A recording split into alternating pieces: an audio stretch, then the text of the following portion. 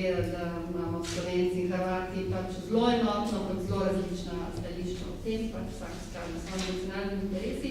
Me zanima, če pride tudi kakšni visoki gosti, se pravi morda kardinal, škofje, pa če bo na najvišji ravni cerkev kaj rekla o tem, boste morda oblikovali kakšno skupno stališče, se boste samo neformalno pogovarjali ali boste to posebej tudi. Glejte, sem pozabil nekaj povedati v teh mojih ihti. Z naše strani vodi slovenski del nadškof Zore in on tudi vodi mašo, kot je vedno neki hrvaški škof vodil mašo, ko smo mi na Hrvaškem. Hrvaške vernike, škofe in duhovnike pa vodi varaždinski škof Josip Mrzljak, pa da ne bi kdo mislil, da se je kardinal izognil tej prijetni dolžnosti, je zadnje mesece nekaj bolan in že kar mesec, dva ni nobene večje slovesnosti vodil in se zdravi. Tako da kardinala ne bo, bo pa 6 škofov iz Hrvaške, naših pa nekaj podobnega ali morda tudi skoraj vsi. Skoraj vsi, no potem pomeni več kot 6. Še ni jasno. To smo pa Slovenci. Zadnji popoldne bomo še škofe poklicali, da pridejo. Glejte, ko sem govoril o prepadih pa različnih težavah, je seveda ena je tudi ta.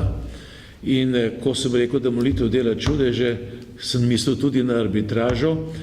Ne vem, ne poznam ne pridige škofa Zoreta, ne pridige varaždinskega škofa Mrzljaka, kako bosta ona dva zastavila.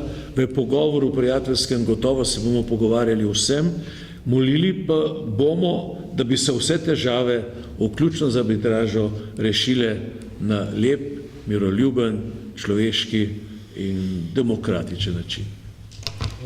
Če sem samo še popustila na Vrnjoško vodstva konferencije, 30. junija letos je komisija po višjem strimir izdala izjavo, ki je podpisal ljubljanski nadškof monsignor Stanislav Zore.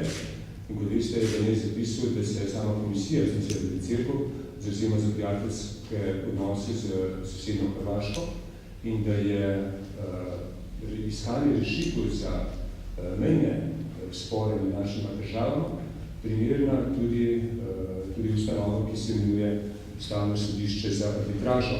Ne glede na to, ali se strinjamo z to odločitvijo ali ne, so po našem mnenju upravičena pričakovanja, da bo odločba uresničena oziroma implementirana. In v tem smislu smo to omenjeno izjavo konec letošnjega junija posredovali Hrvaški škofolski konferenci, ki je tudi sprejela na znanje in verjamem, da je jutrišnja priložnost, jutrišnje srečanje je zelo lepa priložnost, da v nekem smislu spregovorimo tudi o tem, predvsem pa presežemo vse te politične in pomembne delitve med našima naroda in tudi predvsem prijateljstva. Gospod. Ali se je prišljali mišljice vprašanja našo opravno, predvsem Hrvaške kolegice, s katero govorite, neposredno za Slovenijo in Hrvaško, Hrvaško dogajanje iztične in živo. Zanimalo je, koliko se lahko cerkev sploh dvigne nad to dnevno politiko in pa ali menite, da je vsakodnevno življenje vernikov, tako hrvaških in slovenskih, osvobojeno napetosti, ki vladajo na politične ravni.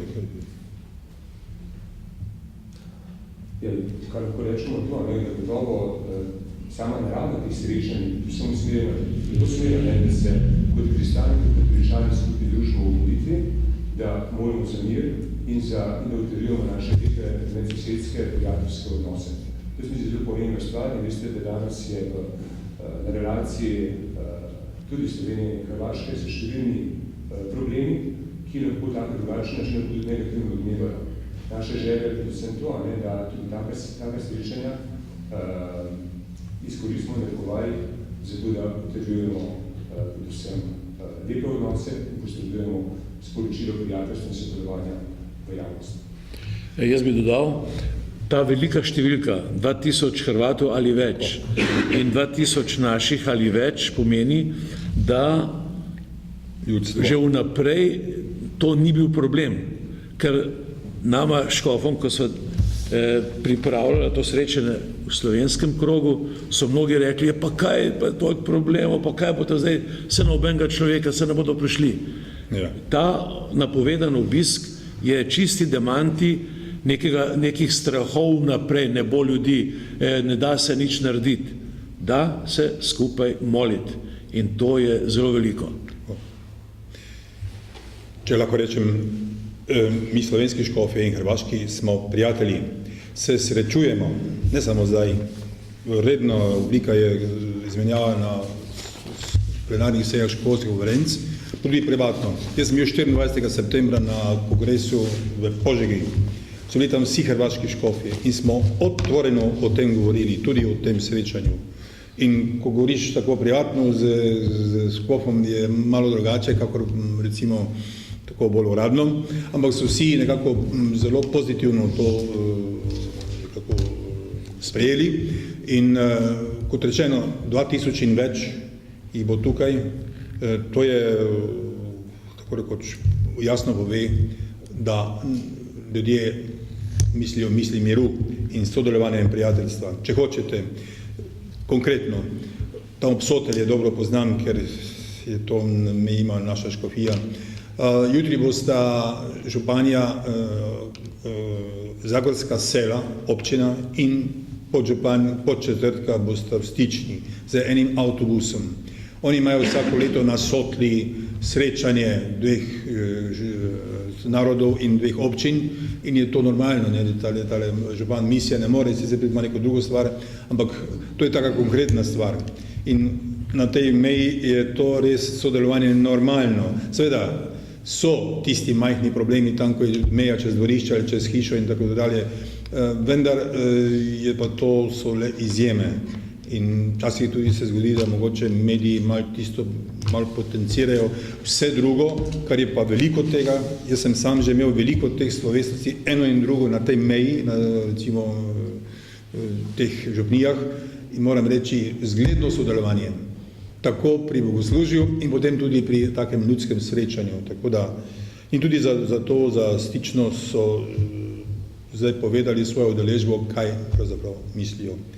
Pa še, če govorimo, recimo v Požegi je bil tale Davor Stier, prejšnji zunanji minister, ki vemo, kako se je izražal o Sloveniji. Pa smo sedeli za mizo skupaj, pa sem potem 1, 2, 3 rekla, pa je rekel, ja, se razume, to treba rešiti in to je zelo ugodno ustvarja neko klimo, ne? Tudi za nas, politike, odlično. To se pravi, ustvarjamo klimo. In potem pa dobre živce, pa paziti, kaj govorimo, ne, pa tako, da ne dražimo in mislim, da smo na zelo dobri poti. To je tako človeško rečeno. Kaj pa šele, kaj bo rekla Božja Mati Marija?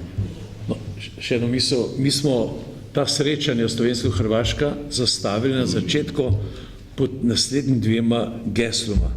Mi smo prišli na Hrvaško z geslom dobro nam došel prijatelj. In drugi odgovor je bil Bog daj srečo sosed. Ne.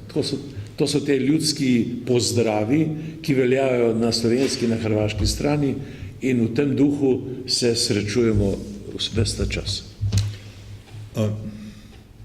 Ko je bilo srečanje v Ludbregu, to je znano božjepotno svetišče Hrvatsko.